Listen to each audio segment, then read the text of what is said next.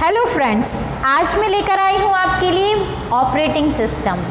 Operating system क्या होता है, ऑपरेटिंग सिस्टम किसे कहते हैं, इसके कार्य क्या है, कंप्यूटर सिस्टम में ऑपरेटिंग सिस्टम की क्या भूमिका होती है, इन सभी चीज़ों को विद डेफिनेशन आज हम समझेंगे। ऑपरेटिंग सिस्टम का कंप्यूटर सिस्टम में क्या महत्व है, इन सभी चीज़ों को देखने के लिए आज हम ऑपरेटिंग सिस्टम को पढ़ रहे हैं। अब सबसे पहले हम जान लेते हैं कि आखिर ये ऑपरेटिंग सिस्टम है क्या। तो ऑपरेटिंग सिस्टम जो है एक तरह का कंप्यूटर का कंट्रोल प्रोग्राम होता है। मैं आप लोगों को बता दूं कि जो हमारा कंप्यूटर होता है उसका कंट्रोल प्रोग्राम ऑपरेटिंग सिस्टम होता है। ओके फ्रेंड्स, अब यह क्या करता है, जिस तरह ट्रैफिक पुलिस अपने क्षेत्र के ट्रैफिक पर कंट्रोल रखता है, उसी तरह ये ऑपरेटिंग सिस्टम भी कंप्यूटर पर नियंत्रण रखता है। यह यूज़र की सभी फाइलों पर नियंत्रण रखने में मदद करता है तथा कई भिन्न पेरिफेरल डिवाइसेस जैसे कि monitor, mouse, printer, keyboard, RAM, जितने भी ये पेरिफेरल डिवाइसेस होती हैं, यहाँ तक कि रोम, ये सारी और जो यूज़र्स से रिलेटेड जो फाइलें होती हैं उनको कंट्रोल करने का काम, जिनका कंट्रोल यूज़र को फाइलों पर नियंत्रण रखने का काम भी किसका रहता है, ऑपरेटिंग सिस्टम का रहता है। ये मैंने छोटा सा इसका डायग्राम बनाया है। ये डायग्राम आप आसानी से यूज़ नोट्स बनाने में कर सकते हैं। तो आपने जाना कि ऑपरेटिंग सिस्टम क्या कार्य करता है। यही नहीं, कंप्यूटर जो स्वयं यूजर से कम्युनिकेट नहीं करता, उसे किसी प्रकार का वार्तालाप साधन चाहिए जो वास्तव में ऑपरेटिंग सिस्टम देता है। ऑपरेटिंग सिस्टम स्वयं में कुछ प्रोग्रामों का एक संग्रह होता है। एक्चुअली क्या होता है, ये भी एक प्रकार का सॉफ्टवेयर होता है, जैसे सिस्टम सॉफ्टवेयर। ये इसको सिस्टम सॉफ्टवेयर मैंने आप लोगों को पहले भी बताया था कि सिस्टम सॉफ्टवेयर के प्रकार में ऑपरेटिंग सिस्टम उसका एक प्रकार है। अब ये क्या करता है कि ये प्रोग्राम जो इंस्ट्रक्शन होते, जो निर्देश होते हैं और जो प्रश्न होते हैं उनका कंप्यूटर भाषा में अनुवाद कर देता है। मतलब कंप्यूटर भाषा में, मतलब जो मशीन की भाषा रहती है उस कंप्यूटर लैंग्वेज में ये क्या करता है, ट्रांसलेट कर देता है ऑपरेटिंग सिस्टम। अब इन पर काम कैसे किया जाए, तो अब इसको हम इस प्रकार कह सकते हैं, कहा जा सकता है कि ऑपरेटिंग सिस्टम जो है एक प्रकार की सभी डिवाइसों का नियंत्रण करता है। ये आप लोग देख रहे हैं कि जितनी भी डिवाइसेस इससे कनेक्टेड हैं, इन सारी डिवाइसेस को कंट्रोल करने का काम, नियंत्रण करने का काम किसका है, ऑपरेटिंग सिस्टम का। ऑपरेटिंग सिस्टम को मास्टर कंट्रोल प्रोग्राम भी कहा जाता है। मैंने आप लोगों को बताया कि कंप्यूटर का कंट्रोल प्रोग्राम क्या है, ऑपरेटिंग सिस्टम, और इसको मास्टर कंट्रोल प्रोग्राम भी कहते हैं। ये हम अपनी डेफिनेशन में इसको ऐड कर सकते हैं कि इसको मास्टर कंट्रोल प्रोग्राम भी कहा जाता है। कंप्यूटर की ऑन होने के बाद ऑपरेटिंग सिस्टम सबसे पहले मेमोरी में जाके स्टोर हो जाता है।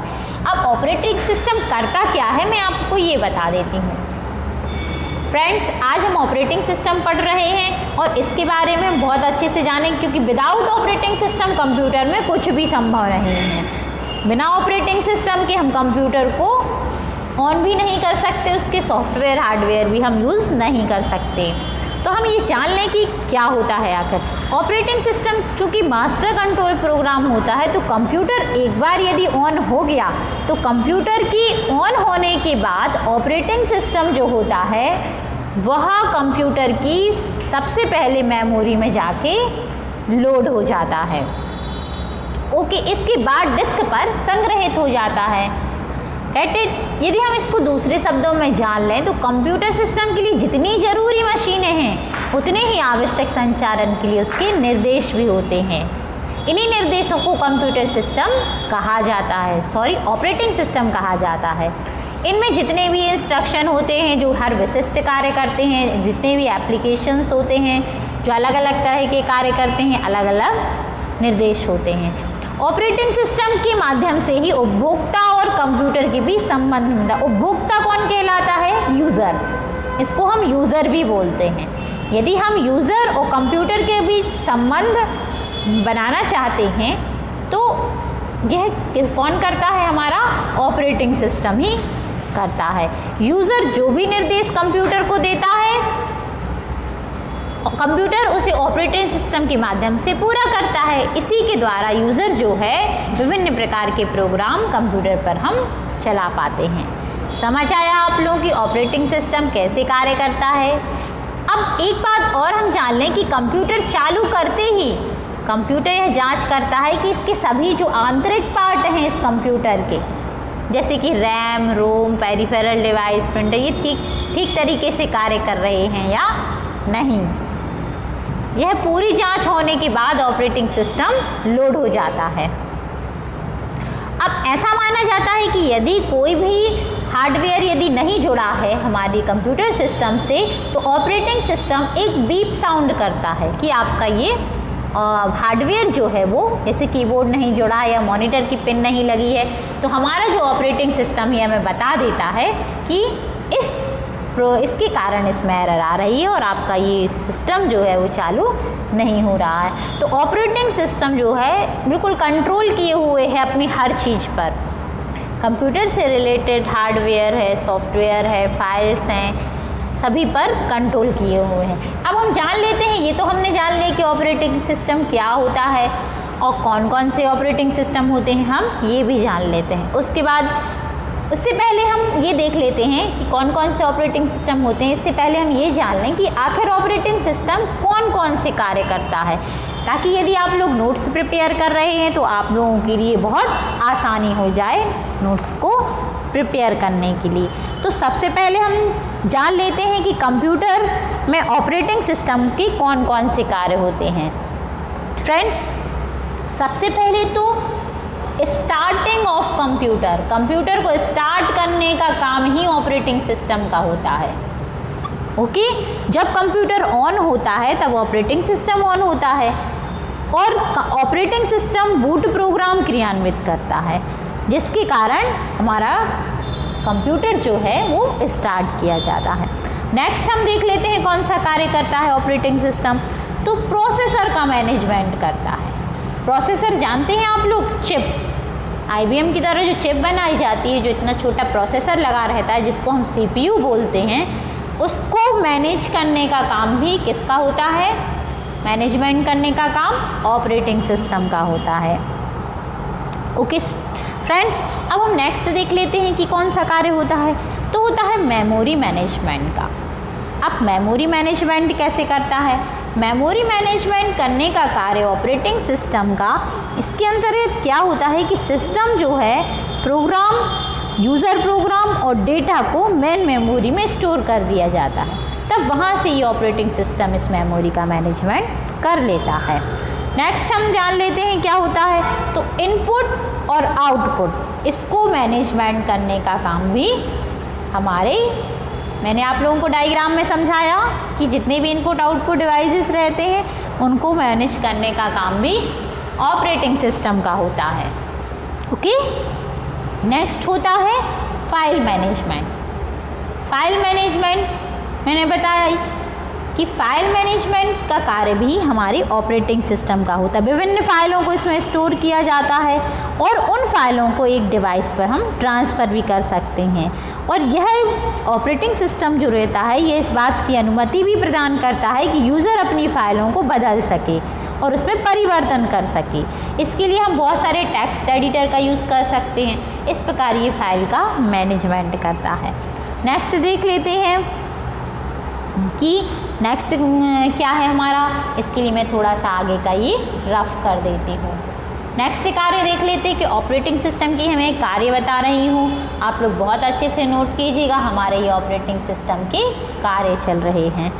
नेक्स्ट मैं आप लोगों को बता दूँ कि जॉब प्रियोरिटी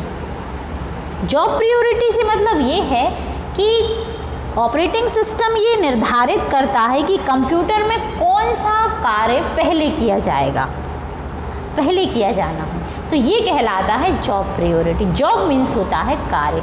यहाँ पर जॉब का मतलब नौकरी से नहीं है, यहाँ पर जॉब का मतलब किसी टास्क से है, कार्य से है। ओके, नेक्स्ट हम देख लेते हैं ऑटोमेटिक चेंजेस का मतलब क्या होता है। ऑटोमेटिक चेंजेस का मतलब होता है कि विशेष कंट्रोल प्रोग्राम जो होते हैं ये जॉब में जो हमारा कार्य हो रहा है उसमें यदि हमें कोई ऑटोमेटिक परिवर्तन करना है, यदि हमारा कोई टास्क चल रहा है, कोई फाइल ट्रांसफ़र हो रही है और अचानक से उसमें कोई परिवर्तन करना है, तो वो कार्य भी कौन संभाल लेता है? ऑपरेटिंग सिस्टम संभाल लेता है। यूज़र को कुछ करने की आवश्यकता नहीं होती है। नेक्स्ट यदि हम देख लें, ऑपरेटिंग सिस्टम के बहुत सारे कार्य होते हैं, ऑपरेटिंग सिस्टम बहुत सारे काम करता है। असाइनमेंट तथा data security, assignment and security, किसकी सिक्योरिटी? डेटा की सिक्योरिटी करने का काम भी किसका होता है? हमारा ऑपरेटिंग सिस्टम का होता है। कुछ कंपाइलर हुए जैसे असेंबलर हुआ, यूटिलिटी प्रोग्राम शायद मैं आप लोगों को पहले बता चुकी हूँ। अन्य सॉफ्टवेयर जो होते हैं वो क्या होते हैं कि यूज़र को प्रदान करना, उसमें संबंध स्थापित करना, ये सब कार्य किसका रहता है? ऑपरेटिंग सिस्टम का रहता है। नेक्स्ट हम देख लें communication. Communication, communication means operating system जो होता है ये कंप्यूटर सिस्टम और यूज़र, मैंने अभी डायग्राम के माध्यम से बताया था, एक इसके मध्य अच्छा कम्युनिकेशन स्थापित करता है। ओके, नेक्स्ट हम देख लेते हैं क्या होता है कि जितनी भी एक्टिविटीज़ हो रही हैं उसकी मॉनिटरिंग करने का काम भी किसका होता है? मॉनिटरिंग। ऐसा हम इस पॉइंट डाल लेते हैं हेडिंग के रूप में कि monitoring of activities, monitoring of activities, जितनी भी एक्टिविटीज़ हो रही हैं उनको मॉनिटर करने का काम, कंट्रोल करने का काम। रिसोर्स मैनेजर एक बहुत ही इम्पोर्टेंट काम करता है। ये रिसोर्स की मतलब यूज़र के मध्य, यूज़र और मतलब यूज़र इंटरफेस का काम तो ये हमारा ऑपरेटिंग सिस्टम कर ही रहा है। हार्डवेयर को क्या बांटना है, डेटा कैसे बांटना है, गलतियों को कैसे रिकवर करना है, इनपुट आउटपुट की व्यवस्था कैसे करनी है, ये सारा काम मतलब रिसोर्स मैनेजर का काम कौन करता है? हमारा ऑपरेटिंग सिस्टम करता है। रिसोर्सेज मैनेजर भी है हमारा ये। तो आज मैंने आप लोगों को ऑपरेटिंग सिस्टम के इतने सारे कार्य बताए। इसके बाद मैं इस ऑपरेटिंग सिस्टम कौन कौन से होते हैं ये बताऊंगी और ऑपरेटिंग सिस्टम के प्रकारों को भी समझाऊंगी। तो यदि मेरी यह वीडियो आपको अच्छी लगी हो तो इसको लाइक कीजिए, शेयर कीजिए और हमारे चैनल को सब्सक्राइब कीजिए ताकि आने वाले वीडियोज़ और नोटिफिकेशन आप तक मिलते रहें। Thank you friends.